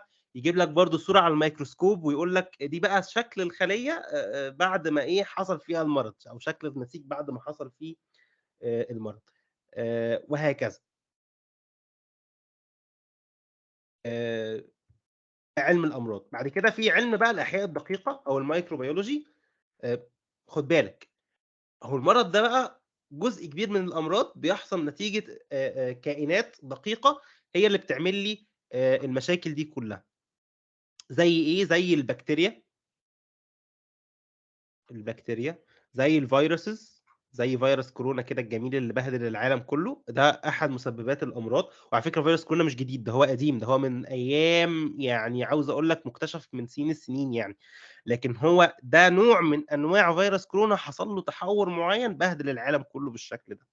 من هنا تعرف بقى أهمية دراسة العلم ده، إن إحنا بنعرف تكوين الفيروس وبيتكون من إيه، وإزاي هو بيعمل المرض، وإزاي نقدر إن إحنا نقاومه ونعالجه إزاي بالضبط. برضه في علم الأحياء الدقيقة هتدرس حاجة اسمها الميكولوجي، اللي هي الفنجاي، أو اللي هي الفطريات. في فطريات بتعمل برضه أمراض، بتسبب أمراض كتير زي الأسبرجيلس وبتاع، هتسمع أسماء كتيرة أوي. المهم إنك أنت في علم الميكروبيولوجي أنت بتدرس تكوين البكتيريا والفيروسات والميكولوجي. تدرس يعني فيروسات بعينها، يعني مثلا فيروس كورونا ده مثلا محاضره تقعد تتكلم عن فيروس كورونا. تدرس مثلا بكتيريا اسمها ستافيلوكوكس اوريس، هي اسمها كده، ما تدققش. ممكن تحاول تفهم الاسم، كل اسم ليه معنى في الاغلب يعني، ممكن تدور وراه عشان تفهم. لكن هتدرس البكتيريا دي بتتكون من ايه وشغاله ازاي ومش عارف ايه والقصه دي كلها. الميكروبيولوجي هقول لكم مشكلتها ايه قدام شويه. طيب بعد كده في بقى علم متفرع من علم الميكروبيولوجي اسمه علم المناعه، اللي هو انت بتدرس البكتيريا ازاي هي بتهاجم الجسم. بس هو الجسم مش هيسكت. قلنا لكم الجسم دايما بيبقى عنده رد فعل، رد الفعل بتاع الجسم هنا هو علم الاميونولوجي او المناعه. ده مثلا دي احد حاجه اسمها الاي جي تقريبا، او immunoglobulin، دي احد الادوات الدفاعيه اللي بيستخدمها الجسم عشان يهاجم او يدافع عن نفسه قصاد البكتيريا والفيروسات والقصه دي كلها. فالمناعه دي قصه انت بتفهمها، وهي متفرعه من الميكروبيولوجيا، هتلاقي دكاتره المايكرو هم اللي بيشرحوها. في بقى علم الطفيليات، اللي هو شويه دي ماده بقى مقرفه، واخد بالك، اللي هي الحشرات. تمام. الحشرات اللي بتعمل امراض. هتلاقيهم بيبداوا معاك بالدبان والناموس والحاجات دي كلها، ويكمل معاك لحد ما يوصل للديدان واليرقات والحاجات اللي احنا شايفينها في الصوره دي. تمام. برضو زي المايكرو كده هتدرس كل حاجه من الاول خالص، كيف تتكون الدوده، ومما تتكون الدوده، ودوره حياتها من اول ما بتبقى بيضه، وبعدين بتتحوصل، وبعدين بتتفقس، وبعدين تبدا انها تنتقل من حيوان لانسان، او تنتقل للانسان بشكل مباشر. وهو الهدف من كل ده ايه؟ ان احنا نعرف ازاي هي بتسبب المرض عشان نعرف ازاي نمنعه وازاي نعالجه الاثنين. يعني انا ممكن بدرس الحاجه عشان ادرس ازاي امنع حدوث المرض، وادرس الحاجه عشان اشوف ازاي انا هعالج المرض. بعدها في الاخر بقى علم الادويه، هنعالج ازاي؟ هنعالج بالادويه. هنا بقى احنا بناخد برضو رحله حياه الدواء من البدايه خالص، من اول ما هو ماده فعاله متاخد مثلا من نبته من النباتات، لحد ما انا استخدمته كقرص، بيخش بقى الجسم ازاي، وبعدين بيعمل ايه الطريقه اللي هو بيشتغل بيها. طب يعني في قاعده كان بيقولها الدكتور الدكتور احمد خالد توفيق، ربنا يرحمه يا رب. هو كان استاذ فارماكولوجي في جامعه طنطا. فكان بيقول لك ايه؟ بيقول لك انه الدواء اللي ملوش اثار جانبيه ملوش تاثير اصلا يعني. فكل الادويه ليها اثار جانبيه.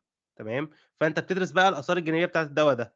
انت مثلا متخيل ان في دواء مثلا ممكن يسقط واحده حامل، فانت يعني انت هنا بقى ايه؟ بتعرف ان الدواء ده ما ينفعش تديه لواحده حامل، واخد بالك. في ادويه بيبقى في بينهم تعارضات، فانت بتفهم التعارضات الدوائيه وازاي هي بتحصل، وتمنع عشان تمنع انك انت تدي الدوايين دول لنفس الواحد. فهكذا، ده كل ده تدرسه في علم الادويه. احنا اتكلمنا عن كده ايه؟ 8 علوم اساسيه، منهم 2 فرعيين اللي هم الامبريولوجي والمايكرو، دي اللي هي المواد. تمام. طيب يعني ايه بقى حوار الموديول؟ احنا قلنا انه في الاول انا بدرس اكاديمي، كل اللي فات ده اكاديمي. تمام. انا كنت بدرس كل ماده لوحدها، باخد الماده في كل الجسم، يعني باخد كل مثلا الايه التكوين بتاع الجسم كله، وبعدين اخد الفسيولوجي بتاع الجسم كله، وبعدين اشوف الامراض اللي بتحصل في الجسم كله، وبعدين اشوف الايه الادويه بتاعه الجسم كله.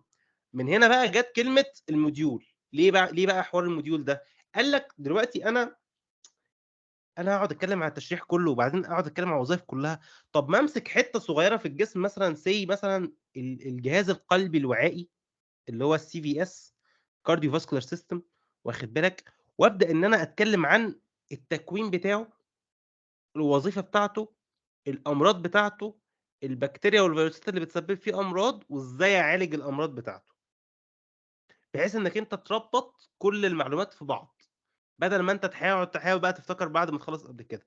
فهي الفكرة حلوة جدًا، وهو العالم كله ماشي بهذا الشكل أصلًا يعني، إحنا اللي اتأخرنا شوية في التطبيق، فمن هنا جات فكرة الموديول.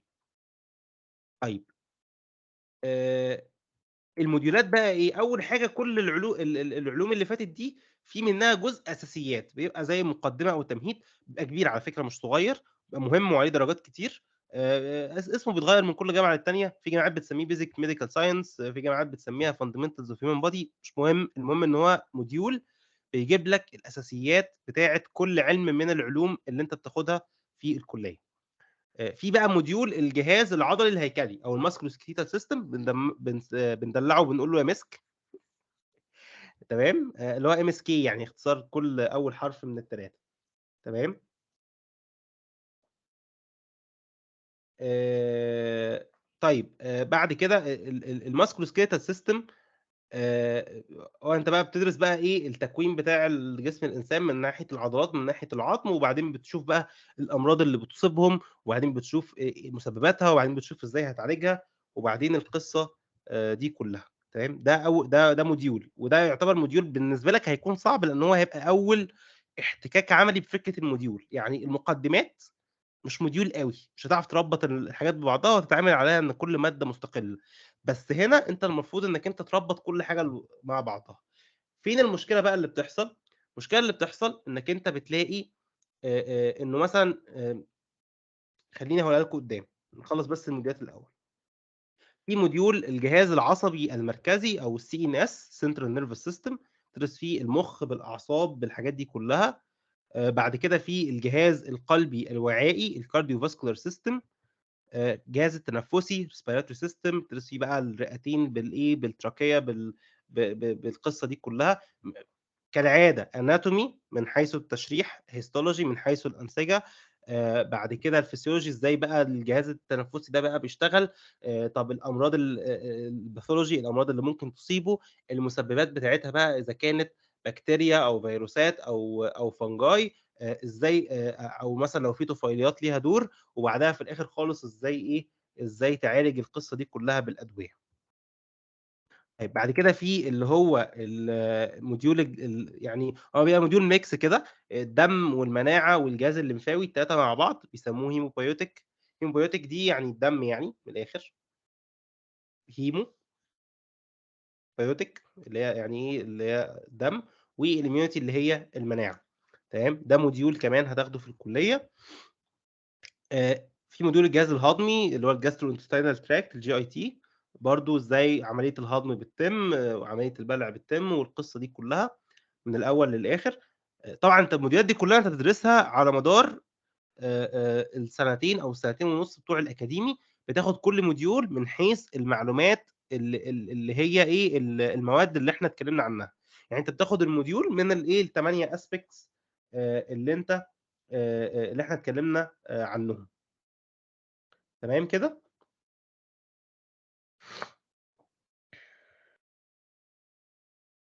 طيب بعد كده في بقى موديول اسمه الغدد الصماء أو الendocrine system، بتشوف بقى فيه البنكرياس الغدة الدرقية والغدة بقى مش عارف النخامية، كل واحدة فيهم بتتكوّن إزاي، بتشتغل إزاي، أمراضها إيه، تعالجها إزاي، تمام. الجهاز التناسلي برضه هيتدرس لوحده definitely. الجهاز البولي، الكليتين بقى والحالب وكيف يتكوّن البول وعملية الإخراج والقصة دي كلّها. في حاجة اسمها الspecial senses اللي هي يعني دايمًا لمّا تسمع كلمة special senses بتبقى بتركّز على 3 حاجات اللي هم الeye الإبصار والسمع الear والnose اللي هي الشم.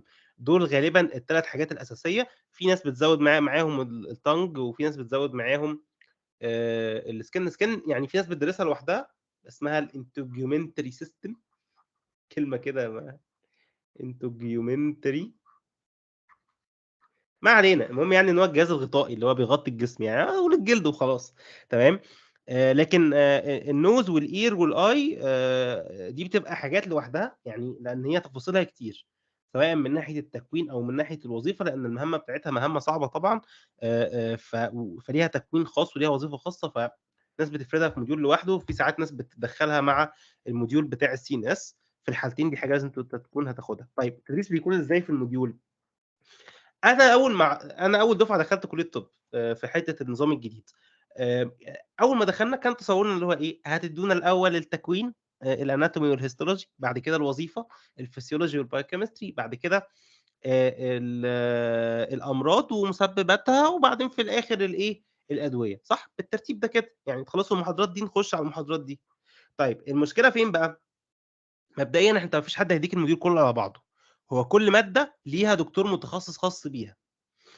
المشكلة اللي حصلت إن الدكاترة مش عارفين يضبّطوا جداولهم إن هم حد يبدأ وبعدها التاني وبعدها التالت وبعدها الرابع وبتاع والقصة دي كلّها، فهُم كلّهم بيبدأوا في نفس الوقت. يعني أنا فاكر في مرّة بدأنا موديول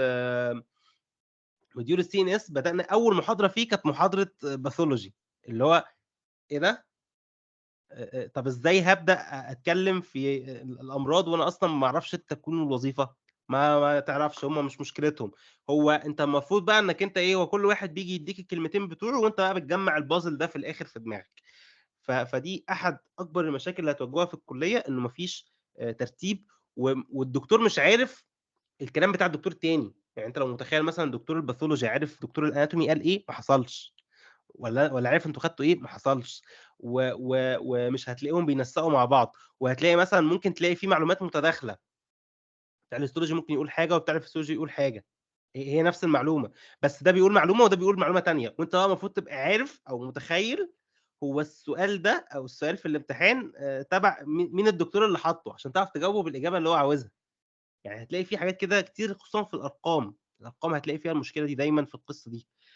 فدي أحد أكبر المشاكل اللي بتواجهكم في الكلية.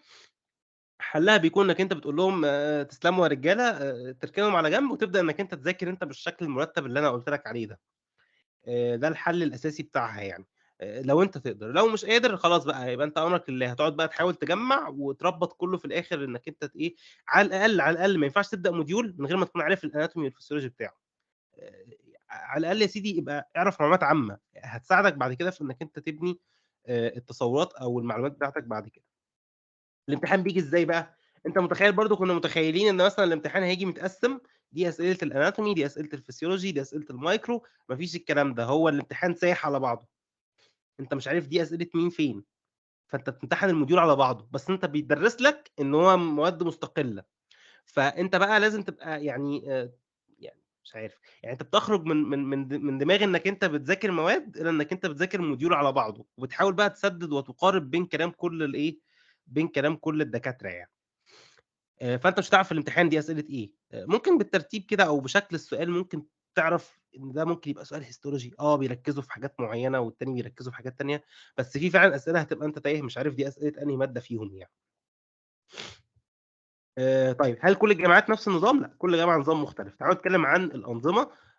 في جامعات ماشية بنظام الmodules اللي هو النظام الأصلي بقى بتاع الmodules، إنّك أنت بتاخد module وبتمتحن فيه mid module عملي، يعني mid module وعملي، تمتحن امتحان في نُص الmodule زي quiz كده mid term يعني، وبتمتحن امتحان عملي لوحده، وبعدها بعد ما تخلّص الmodule كلّه بتاخد الإيه، الfinal، تمام. وبعدين تاخد module جديد وبعدها final تاني، module جديد final تاني، بتاخد مثلًا 4 موديولات في السنة. ده النظام الأصلي لقصة الmodules.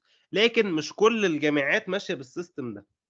في جامعات تانية ماشية بنظام البلوكات، أنت بتاخد موديولين على التوازي، وبتمتحن فيهم الاتنين mid module وعملي، وبتمتحن فيهم الاتنين final في نفس التوقيت، تمام. بس بيبقى الوقت أطول شوية عن الأول، فده نظام البلوكات. في جامعات تانية ماشية بنظام السمستر، السمستر ده اللي هو الترم الدراسي يعني. تاخد موديول تخلّصه كلّه تمتحن عليه امتحان end module، يعني نهاية الموديول يعني.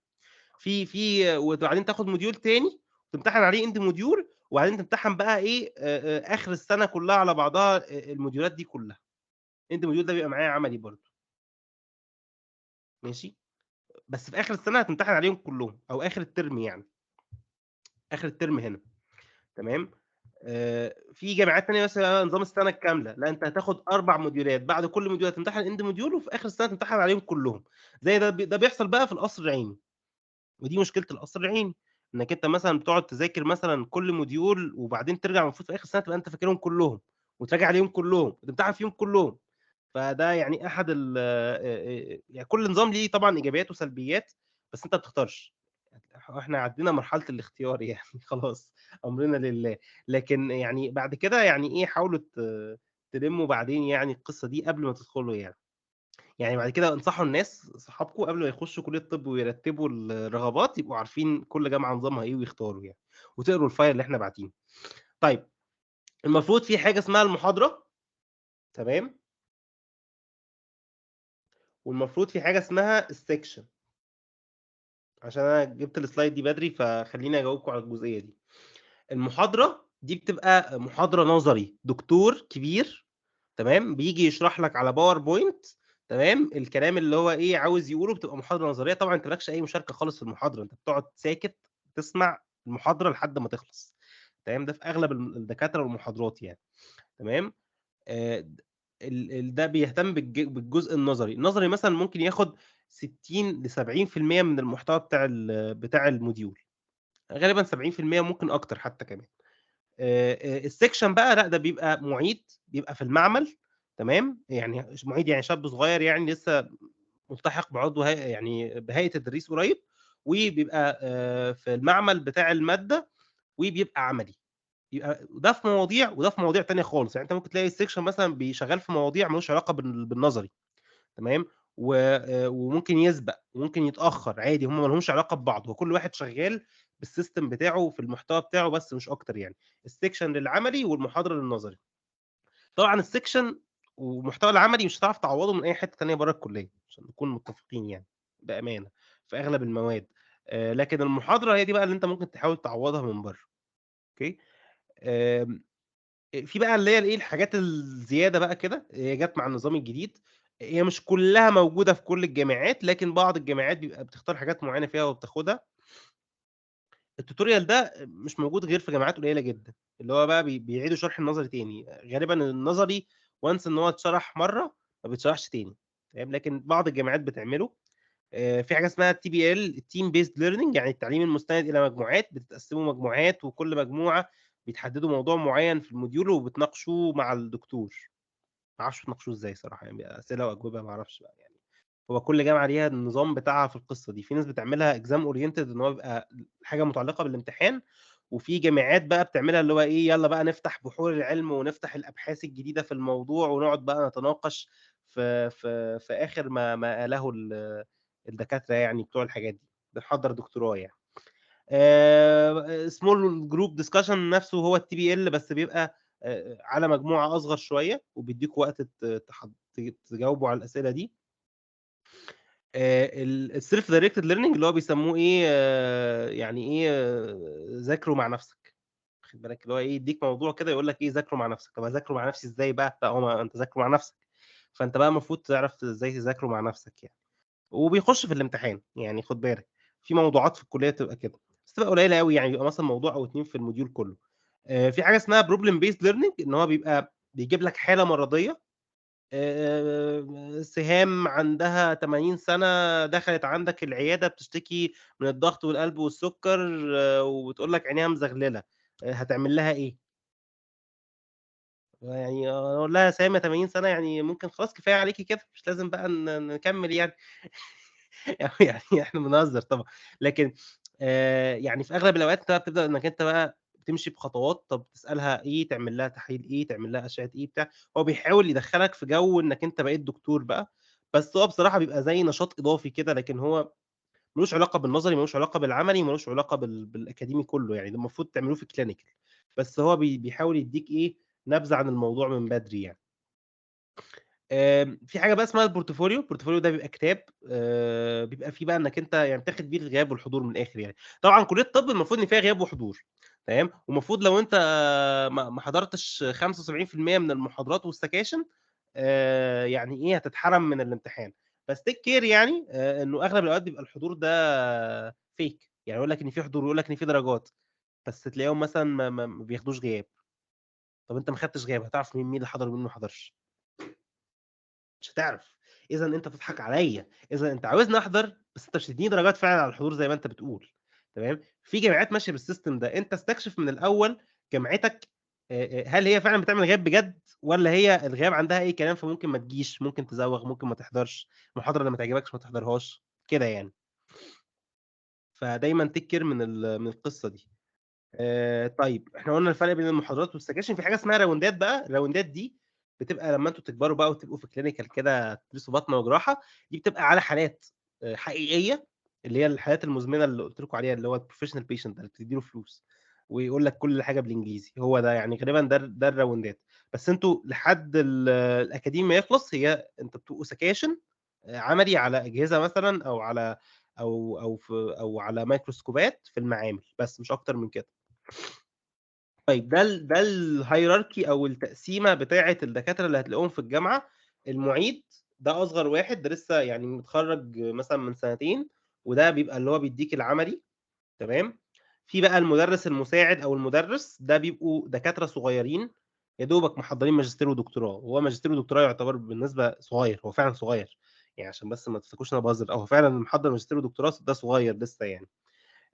في بقى الأستاذ المساعد والأستاذ دول بقى ناس كبار، بيبقى ليهم طبيعة خاصة شوية، يعني دايمًا حد أستاذ أو أستاذ مساعد خدوا بالكم لأن الناس دي بتتعصب من بيبقوا متوقعين etiquette معين في التعامل معاهم، فأنت لو قلّيت أدبك بشكل معين هو شافك إنك أنت بتقل أدبك، أنت ممكن ما تقلّش أدبك، بس أنت مثلًا قُلت كلمة عادية مثلًا قدّامه وهو بالنسبة له إيه ده يا نهار أبيض الكلمة دي عيب أوي، يعني هم نفس ليفلات الأبهات والأمهات يعني، فtake care دايمًا من التعامل معاهم يعني. بعدها يبقى في رئيس القسم. رئيس القسم هو اللي بيدير بقى الموضوع ده كله. أنت ممكن يبقى حظك بقى حلو إن رئيس القسم هو اللي ينزل لك يشرح لك بنفسه. هو طبعًا الجامعات ساعات مثلًا إيه، يبقى في دكتور معين هو نازل لكم طول الترم هو ده اللي هيدّيكم المادة، وساعات القسم بيبقى فيه عدد كبير فبيقعدوا يبدّلوا بقى، كل محاضرة دكتور مختلف، كل محاضرتين تلاقي دكتور نازل لك وهكذا. ساعات رئيس القسم نفسه ينزل لك، طبعًا لو رئيس القسم نزل لك لازم كلكم تحضروا، لو ما حضرتوش هتتشعلقوا. هتتشعلقوا دي يعني الامتحان هييجي صعب من الآخر يعني، واخد بالك؟ فأنت لازم إنك أنت إيه، تاخد بالك من حاجة زي كده. في بقى ليفلات أعلى اللي هو وكيل الكلية، في وكلا كتير بس هو وكيل واحد هو المهم اللي هو بيبقى بتاع شؤون الطلاب. خد بالك منه، ده غالبًا أي مشكلة هتواجهك هيبقى حلها عنده، أو هو غالبًا هيبقى هو السبب فيها، يعني أنت دايمًا هو وكيل الكلية شؤون الطلاب ده أهم حد في الكلية، أهم من العميد شخصيًا. واخد بالك؟ فكون إن أنتم تبقوا عارفينه وعارفين تتعاملوا معاه وتتعاملوا معاه كويس، ولو جات لكم مشكلة تتعاملوا معاه، هو ده صاحب الحلول كلّها يعني. العميد بيبقى هو بقى أكبر راس في الليلة دي كلّها، بس هو بيبقى غالبًا منصب سوري يعني ما بيبقاش ليه دور أوي قد الوكيل، الوكيل أهم بكتير من الإيه، من العميد يعني. طيب خلّونا هنكمّل بقى يعني إيه ساعات مُعتمدة. ده برضه سؤال ناس كتيرة جدًا بتسأله. الساعات المُعتمدة أو اللي هو بيسموه credit hour. عايز أقول لكم إن أنا لحد مثلًا قريب ما كنتش فاهم يعني إيه credit hour، والله ما كنت فاهم، يعني أنا ما وكان السؤال الأهم طب هو إحنا ليه أصلًا لازم يبقى في حاجة اسمها credit hour؟ أنا مش فاهمها برضه يعني. يعني هو بيقول لك مثلًا إيه موديول مثلًا زي الCVS ده اللي هو الجهاز القلبي الوعائي، الموديول ده هنقول لك إن هو يساوي 3 ساعات مُعتمدة. 3 credit hour، تمام. يعني هو بيتدرس في الأسبوع 3 ساعات، كل أسبوع لازم تدرس الموديول ده 3 ساعات، تمام. والساعة الواحدة المعتمدة ال1 credit hour مثلًا تعمل لها 25 درجة، ماشي. فأنت كده يبقى الموديول كله بكام؟ يبقى 25 في 3. أنا كنت أدبي كنت أدبي إيه، علمي علوم، بس يعني ماشي هيبقى 75، يعني الموديول كله ب75 درجة. بس يقول لك إيه بقى، أصل العملي الساعتين العملي في الأسبوع بساعة واحدة من الcredit والساعتين المحاضرة بساعتين في الcredit. المهم يعني إن هي إيه، بتبقى يعني طريقة كده بصراحة ما لهاش أي 30 لازمة وما لهاش أي معنى بالنسبة لك ولا تفرق معاك في أي حاجة يعني بصراحة. أنا صريح معاك، أنا باوفّر عليك الوقت والمجهود، ماشي. بس هو ده اللي هم بيقولوه يعني قصة الcredit دي قصة الcredit hours، هتفرق معاك في حاجة؟ مش هتفرق معاك في حاجة خالص يعني. غير بس إن مثلًا الموديول ده عليه 3 credit hour، إذًا هو عليه 75 درجة. كل ما الموديول زاد في عدد الcredit hours كل ما بقى أهم وأصعب بالنسبة لك. يعني دي طريقة أنت تقيّمها يعني. بس أنت عارف، يعني أنت عارف مثلًا إن أصعب موديول في كلية الطب هو الCNS في الأكاديمي، اللي هو الجهاز العصبي. بعدها الGIT اللي هو الجهاز الهضمي، واخد بالك، بعدها الcardiovascular، بعدها الMSK، يعني بالترتيب كده دول أصعب 4 موديولات في الكلية يعني. في ناس بتذاكر، يعني في بعض الجامعات بقى بتنزّل لك المحاضرات على بنك المعرفة المصري، ويقول لك افتح المراجع وبتاع والحاجات دي كلّها، دي بقى يعني برضه إيه، حاجة سورية ما لهاش لازمة.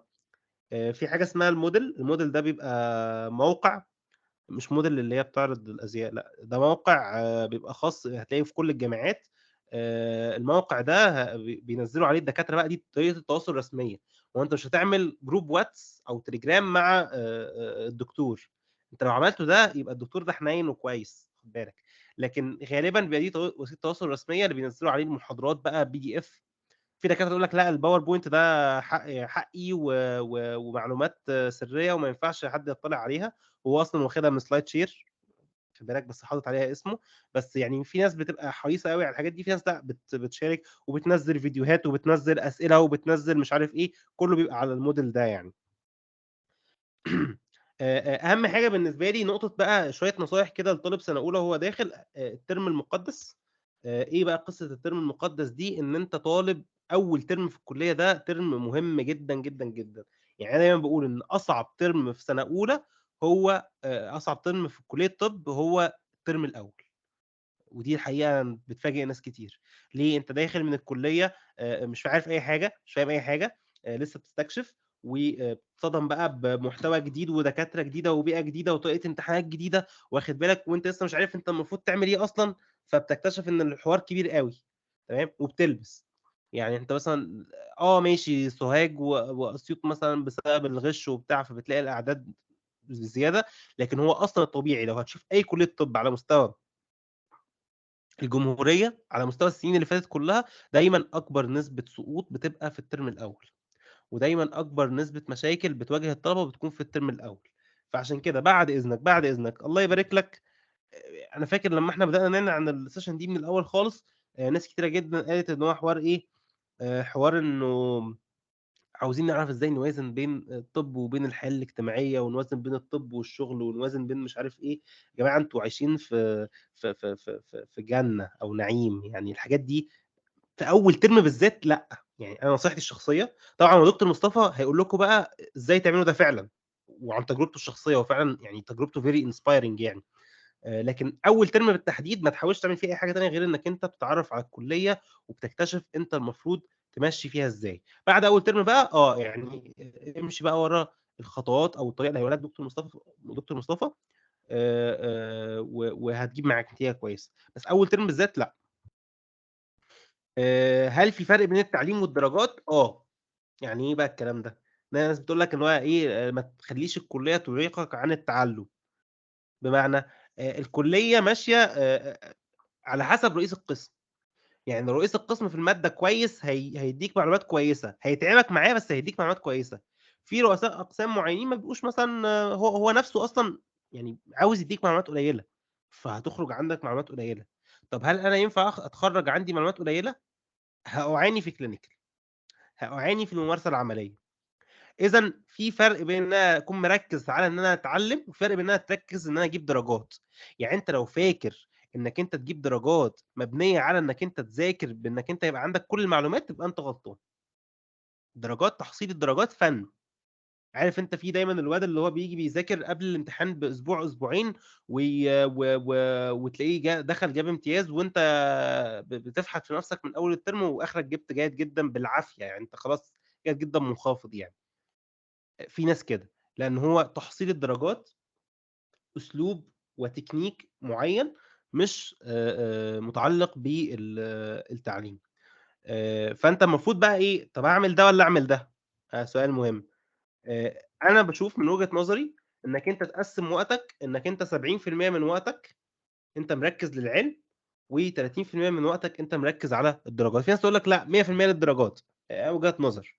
بس أنا كخالد مقتنع إنه 70% من الوقت المفروض تكون موجهة إنك أنت تتعلم بشكل كويس، بعدها الدرجات. وده مش تقسيم اللي هو إيه، مش تقسيم اللي هو أنا مثلًا النهارده هاذاكر شوية للعلم وبعدين شوية للدرجات، لأ، ما ينفعش تبقى أنت قبل الامتحان وبتقول لي أنا هاتفرّج على محاضرة على اليوتيوب بتشرح الtopic الفلاني، أنت كده بتهبّل، أنت كده بتضيّع وقتك، أنت كده ب ب ب بتحرص على إنك أنت تسقط في الامتحان. قبل الامتحان، الفترة اللي قبل الامتحان لازم تقعد كامب كده، أنت بتذاكر بالطريقة اللي هي تجيب لك الدرجات، اللي هي إيه مثلًا، أجيب امتحانات السنين السابقة عشان بتتكرر، أذاكر الMCQ. يعني في ناس مثلًا عندها concept اللي هو إيه، أنا هاجيب الأسئلة عشان أقيّم مستوى فهمي وشرحي فهمي واستيعابي للمعلومات، ده كلام فاضي. الMCQs أو الأسئلة هتلاقيها مختلفة تمامًا، مختلفة تمامًا عن اللي أنت ذاكرته. ليه؟ أصل اللي أنت بتذاكره دي معلومات مباشرة، الأسئلة بتيجي دايمًا تطبيق على المعلومة المباشرة، إذًا يبقى أنت إيه، يبقى أنت ال الأسئلة بالنسبة لك دي طريقة مذاكرة. يعني أنا هاخد السؤال، هاحاول أفهم هو بيفكّر فيه إزاي، يعني هو عاوز إيه من السؤال، وأجيب المعلومة اللي ورا السؤال، وأشوف الاختيارات، ليه اخترت الاختيار ده، وليه ما اخترتش الاختيار ده، واخد بالك؟ فأنت لازم هتبقى أنت دي طريقة مذاكرة، تحل لك مثلًا قبل الامتحان 400، 500 MCQ بالطريقة دي، ممكن تقضّي فيهم 3، 4 أيام، بس دول اللي هيخلّوك إن أنت تجيب درجات. إن أنا أكون عارف مثلًا الدكتور ده مين الدكتور اللي هيحط الامتحان، اللي هو غالبًا بيدّيك المحاضرة، يبقى أنا عارف هو في خلال المحاضرة قال إيه مهم، إيه اللي داخل في الامتحان، هو مركّز على إيه أكتر، تمام؟ دي بالنسبة لي نقط مهمة أوي، يعني شغل مذاكرة الدرجات مبنية على كلام الدكتور في المحاضرة، هو بقى بيشرح كويس، ما بيشرحش كويس، بيدّيك معلومات كفاية، ما بيدّيكش معلومات كفاية، أنت لازم ترجع للمرجوع ده. لكن مذاكرة العلم بقى يالّا يا باشا بينا نفتح على الإيه، نفتح على اليوتيوب بقى ونقعد بقى نُبحر، نشوف أحسن دكتور بيشرح كل مادة ونقعد نذاكر وراه، بس ده مش علاقة خالص بالامتحان، ده مش هيخلّيني أجيب امتياز ولا جيد جدًا. آخره تجيب جيد، جيد، ممكن جيد جدًا يعني لو أنت يعني إيه، خلاص يعني اجتهدت وأتقنت المعلومات كويس أوي. وبرضه معلومة تانية مهمة أوي بعد إذن سيادتك، يعني مجرد إنك أنت سمعت المحاضرة مش معناه إنك أنت ذاكرتها، المذاكرة إنك أنت تمسك بقى الكلام بعد المحاضرة مكتوب، لازم تشوفه مكتوب وتقعد تكرره، تحفظه وتفهمه بشكل كويس. إذًا يبقى أنا مش هاتفرج على المحاضرة بس، ولا هافهم الكلام بس، لأ، أنا هاقعد أحفظ وأكرر وأشوف الحاجات المهمة. الأرقام والتعريفات بتاعة الأرقام، عشان دي دايمًا بيحاول يلخبطك فيها في الأسئلة، واخد بالك، لازم أكون أنا عارف الجزئيات دي بشكل كويس أوي، ولازم بعد كل امتحان آخد بريك، يعني في ناس عندها خصوصًا أنتم بتوع سنة أولى بيبقوا متحمسين أوي، خلي بالك أنا داخل الكلية بقى هابقى مجدي يعقوب وأكسّر مش عارف إيه، باشا، باشا، باشا أنت لو ما ريحتش وما خدتش راحة بما يرضي الله هتُقع. هتُقع وهتُقع وقعة كبيرة، ما تخلّيش العظمة تاخدك وإنّك أنت بقى الجامد اللي ما فيش منّك اتنين، لا، لا، لأ، اعترف بإمكانياتك وقدراتك البشرية، أنت محتاج break، لازم تكون محتاج break. طيب أنا في سنة أولى المفروض أكون مركّز على إيه؟ أنا مركّز في أول ترم بالتحديد إن أنا برضه باحاول أستكشف، أنا لسه مش عارف أي حاجة، يعني في ناس فاكرة إنّها عارفة كل حاجة، أنا لحد النهارده قسمًا بالله باكتشف حاجات جديدة لحد النهارده، واسأل حد كبير يا عم أنا خايب، اسأل الناس الكبار هتلاقي إن هُم كل يوم بيكتشفوا حاجات جديدة، إذًا أنا لازم يكون تركيزي دايمًا على إن هو إيه، على إن هو أنا باحاول أستكشف وآخد دايمًا تجارب جديدة ومعلومات جديدة وأفهم الدنيا من حواليّا، أنا بس باحاول أفهم الدنيا من حواليّا. واشوف الناس التانية بتعمل إيه، ما هو الناس اللي معاك في الترم دي، اللي لسه معاك في الدفعة، كل واحد عنده معلومات مختلفة، وعنده تجربة شخصية مختلفة، وأنت بتقعد بقى تحاول تلقّط ده بيعمل إيه، وده بيعمل إيه، وده بيعمل إيه، وأنا أقول لهم أنا باعمل إيه برضه، أشارك خبرتي معاهم، ونجمّع أكبر قدر ممكن من الخبرات عشان نوصل لأحسن طريقة، مثلًا في المذاكرة. نفس التكنيك ده أنت بتحاول تعمله مثلًا لو أنت عايز تسافر، لو أنت عاوز تشتغل، تتدرّب، لازم تاخد دايمًا خبرات الناس الإيه، اللي حواليك وتفهم الدنيا، تخوض تجارب جديدة، بس مش في أول ترم. أول ترم إحنا بنذاكر، هنخوض تجارب جديدة هناخدها في المذاكرة، لكن ما تحاولش تخرج برّه المذاكرة. دايمًا حاول تدوّر على الخبير الروسي، إيه بقى الخبير الروسي ده؟ في ناس كده في الكلية بيكونوا مدبلرين. اللي هو معيد، بس يعني مش بيعيد من إن هو يعني بيدرس في الكلية، لأ، معيد إن هو بيعيد المواد كل شوية، واخد بالك؟ ده حد بيبقى كبير غالبًا، بيعيد كتير في الكلية، بس ده أكتر حد خبرة